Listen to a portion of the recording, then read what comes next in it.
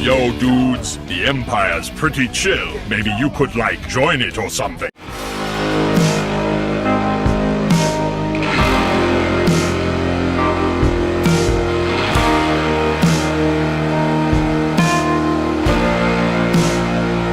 Hey everyone, Lucamus Prime here. So, welcome to the next episode of a movie that didn't need a sequel. And in today's video, guys, I'm going to cover this time an example of a sci-fi horror film, which is actually a remake of an older film which I saw recently, and is an example of a film which I wish stayed on its own as a standalone movie.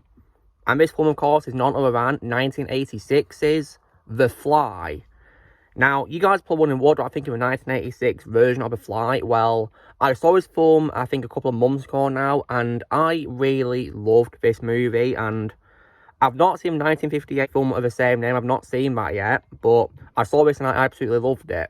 And the main character, Seth Brundle, the Fly himself, is my second favourite role of all time from Jeff Goldblum, behind Ian Malcolm in the Jurassic Park franchise.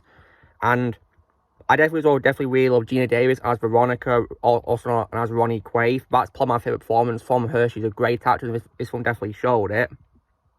And the film was definitely really amazing, in my opinion, and I think the horror was nailed to perfection in this movie. And one thing I've got to give high praise to is probably the practical effects department, because it was, of course, created by Chris Wallace, with along with makeup artist Stephen Dupree, and I've got to say, the practical effects for the film are absolutely phenomenal, and in my opinion, they're timeless.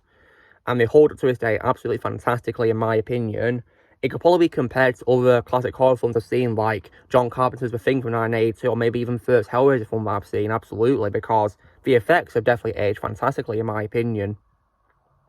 And I think the movie is absolutely phenomenal, in my opinion, and it's easily one of my favourite films by David Cronenberg as well.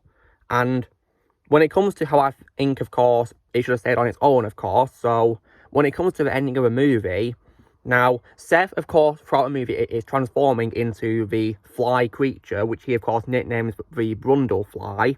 And as the film progresses, he becomes more and more like a fly. And in the climax of the movie, he transforms into a monstrous insectoid human creature, which, as I said just then, holds up fantastically. I can see why the practical effects people won an Oscar for this. Definitely well deserved, in my opinion, for best makeup. And of course, when it comes to the ending, he traps Ronnie in the first telepod and puts himself in the other, and he begins the countdown. And then, of course, the character Stathis Borans, played by John Getz, of course, is able to get his shotgun and sever the cables connecting Ronnie's telepod to a computer. And Seth breaks halfway out of his own pod, but the fusion process, of course, activates, which gruesomely amalgamates him with a chunk of a telepod. He crawls to Ronnie and places the shotgun barrel to his head, and he begs her to end his suffering, and she does this. So right there, guys, is, of course, the title character and the main villain of the film, if you will, gets defeated, and right there, I didn't see any sign of sequel baiting whatsoever, and I can also assume, of course, that Ronnie was able to, of course, get her abortion as she planned to before Seth abducted her, because in the film, of course, she does become pregnant with Seth's baby, and she wants to have an abortion so it doesn't become like a maggot as she has in that nightmare. Oh, God, that was scary, wasn't it? Definitely the stuff of nightmares, indeed. So, right there, guys, I can assume, of course, that she had an abortion after defeating Seth, of course, and she'd be free of the fly, once and for all. Right there, I did not see any sign of sequel baiting whatsoever in this. Yeah, this film was just absolutely phenomenal, guys. In my opinion, one of the greatest horror films I've ever seen, and also one of the greatest horror remakes I've ever seen too, in my opinion, because this is, of course, a remake of the 1958 movie. However, despite this great ending, which I didn't see any sign of sequel baiting to, we sadly got a sequel 3 years later, and this was actually directed by Chris Wallace, of course, as well. You know, the guy who did the makeup effects, along with Stephen Dupree. And that, of course, was 1989's The Fly 2. Oh, my God. So, I watched this sequel after I saw the first film, guys. And before watching the sequel, I didn't hear good things about it. I heard it had negative reviews. So, I went into it very concerned, and rightfully so. Because when I saw this film, guys, I absolutely hated it. This is one of the worst films I've ever seen in my life. And it's also one of the worst sequels I've ever seen in my life too, as well. And if you guys were to ask me if there's anything good about this sequel, well, I'm going to simply say, guys, that in my opinion, and there is absolutely nothing good about Fly 2. Absolutely nothing. Because this film was absolute trash, in my opinion. Just an absolutely horrible sequel that ruins everything I loved about the first movie on so many levels. Like, I could not believe what I was watching. Like, this film was absolute torture for its whole runtime. Like, goodness me, this was 105 minutes of my life wasted. And now, when it comes to how this film is trash, guys, it has a very horrible start because, you know how, of course, Ronnie is pregnant in the first movie? Well, guess what? The film begins months after the events of the first one, where she's, of course, in the hospital giving birth in, of course, the ward. And she gives birth to a larval sac, but unfortunately, she gets killed off.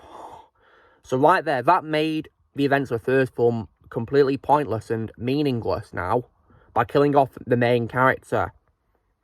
And it appears as though her son is a normal baby. Nothing wrong with him, a normal human. And this film also, in my opinion, guys, is really dumb as well. Because it barely feels like a horror movie, in my opinion. Like, because after that death scene, the film feels like a really boring comedy about a character who grows really fast, basically. Because the character grows really fast, Martin, as he's called, when he gets taken in. And it just was boredom for the whole thing, really. Just an absolute joke. And one thing about this that I was also not happy about was also how the film has lots and lots of animal cruelty. I'm not going to say what it is on here because it is gruesome and horrible. Especially what happens to a poor dog. And I'm not going to spoil why, because I'll say this, guys, right? What happens to a dog in the film, it made me so upset and horrified. I couldn't even look at the screen. I was that upset. And I'm someone, guys, who despises animal cruelty. This was just absolutely horrible. Oh, like, the first film handled the horror way better than this. Way better. Like, this film absolutely sucked from start to finish. Like, it was absolutely horrendous. Like, nothing could save the film, in my opinion. Nothing at all. I mean, the only thing I thought was decent and best was probably scored by Chris Young, but not even that could save the film, in my opinion. And, yeah, the animal cruelty just made this film unwatchable for me. And I've also got to ask a question, guys. What horror? Because of you know, the whole boredom of this movie, it didn't even feel like a horror movie. Because it was so boring. In fact, guys, for most of watching this film, I was instead on my Xbox One playing FIFA because I was bored. And I decided to do something else while watching it in the background because I was so bored. And of course, when it comes to Alien 3 cliche at the start, guys, Gina Davis, of course, also backed out of coming back to the sequel. And you know what, I think she did the right thing because if she came back, then her character, Ronnie, of course, would be ruined with her playing her, wouldn't it? So, yeah. I mean, I feel bad for the actress who replaced her, though, because she, of course, was only in a cameo appearance and got wasted, sadly, which was disappointing. When it comes to anyone who comes back from the first film, though, guys, with the exception of Jeff Goldblum appearing by archive footage from the first movie, they did, however, bring back John Getz as Stathis. But unfortunately, guys, he's only in, like, maybe one scene when the characters visit him, and that's it. He gets absolutely wasted. Yeah, I really hated how he only played it briefly. And also, guys, I feel it made him unlikable as well. Like, great, talk about masquerading a character I liked from the first film. Unbelievable. And when it comes to a title character, in my opinion, the title character is anything but a fly. Because when, of course, it becomes the so-called fly in quotation marks, because in my opinion, it's not a fly, it doesn't even look like a fly at all. Like, Seth Brundle, when he fully transforms, looked just like a fly when he fully transformed. But in this, what fly? I didn't see a fly at all. Like, that was just, in my opinion, absolutely horrendous. Like, I couldn't believe it. Oh, like, I don't know what the hell happened to this sequel. Oh, it was just absolutely horrendous, in my opinion. It was anything but a horror movie as well. I just thought it was a massive mess and a complete joke. an example of a sequel that completely ruins the first movie. And it's just absolutely atrocious, just an absolutely horrible movie. Like, it was horror, but not in a good way. Because the first one had lots and lots of horror, but in a good way, in my opinion. It's executed it perfectly. Whereas this, no. Absolutely not. And if I wasn't watching the film for your benefit, guys, I'd have probably switched it off when we did animal cruelty. Yeah, that's how unwatchable the animal cruelty was. Like, I couldn't watch it. But honestly, screw this trash sequel all the way. And when it comes to what I'm going to own, guys, I will one day get the first film on Blu-ray, absolutely, because it's one of my favourite horror remakes of all time, one of my favourite horror films in general. I definitely want to get it. But as for a sequel, no, I'm not going to get it. As far as I'm concerned, guys, there can only be one Fly movie when it comes to, of course, David Cronenberg's version. Just one. Like, honestly, this was just a terrible, dreadful sequel, in my opinion. It's also at a very bad pace, and what's shocking, guys, it has a longer runtime than the first movie, and it does feel longer. But the first film, despite being over 90 minutes, in my opinion, was perfectly paced. Whereas this sequel was not. It felt like 3 hours, because it was just horribly paced, in my opinion, compared to the amazing first film, which I think is timeless. Like, because I give the first film, guys, a 4.10 out of 10. But as for the sequel, I give it full on 0 out of 10. Because, like I said, guys, apart from Chris Young's music being decently good, but not same in the film, yeah, in my opinion, there's nothing good about the sequel.